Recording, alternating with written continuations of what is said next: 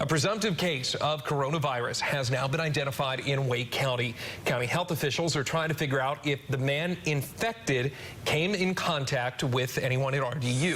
CBS 17's Holden Kurwicki joins us live from the airport right now, where he's been getting answers about who's at risk of getting infected. Holden.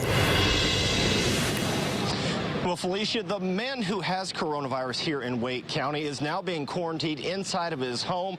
And the experts I spoke with told me that those most at risk in general are the elderly and those with a compromised immune system.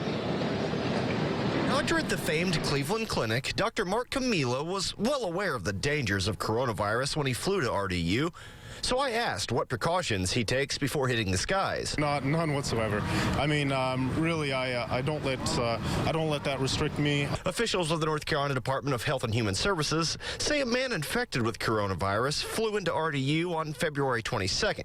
So many travelers were curious if the virus could still be in the terminal. Well, this coronavirus seems to be adherent to surfaces and can stay there for quite some time. A virus that had been left on a steel surface for 48 to 72 hours had some residual infectivity, but that's about as bad as it could get. For those of us who are in relatively good health, precautions should be taken, but really you can't restrict your life. An RDU spokesperson says the CDC doesn't believe there is any risk to travelers, but they're still taking precautions to disinfect public areas in the terminals. Coronaviruses in general are enveloped viruses.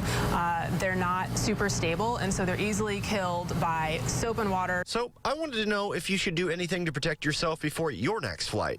I'm sure people will be wearing masks and walking with them. I just don't think I'll be one of them.